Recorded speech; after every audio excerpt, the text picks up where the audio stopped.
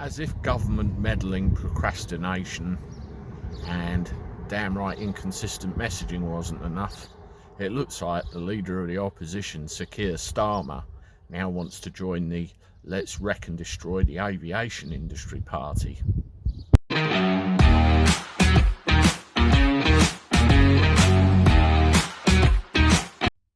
How do everybody? Welcome back to the channel for a Wednesday morning. I hope you're all doing all right. The sun is shining where you are and you're all bright and breezy as I am. Look, I'm absolutely fine. Well, Keir Starmer, bless him, he's on it now as well, isn't he? The biggest problem with this whole pandemic and the situation that we've had for the last 15 months is the government's attitude to different businesses. They've taken a one-size-fits-all approach and it doesn't work. They expect everybody to just snap to like that whenever they make a decision or delay the inevitable and expect us all to fall in line.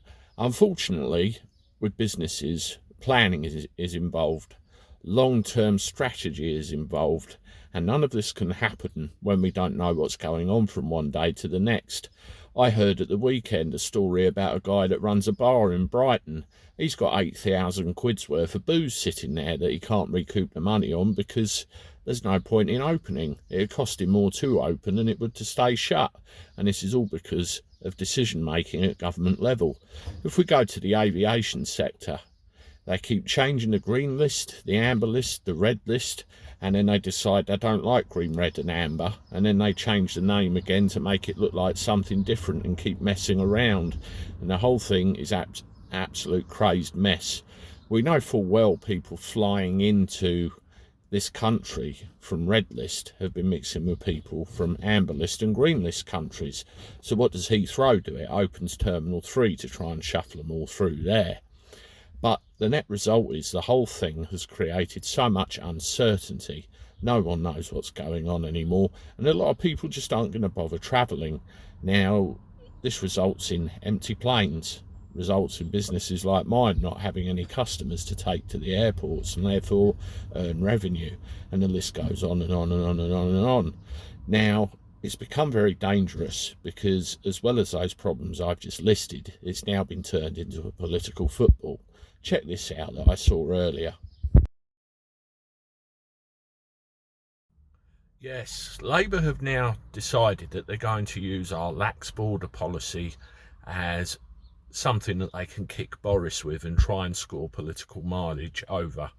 So now what will happen is they'll start arguing with each other, and one side will try not to look as bad as they are and try and make the other side look even worse. They're playing politics with people's lives and people's futures, and this situation will only get worse.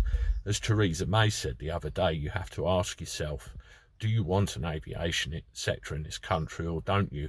I mean, Keir Starmer himself went to Heathrow and did one of these political films trying to make himself look good, strutting around the terminal, and he turned around and said that Labour's plan is every single arrival in this country should go in a hotel to quarantine regardless.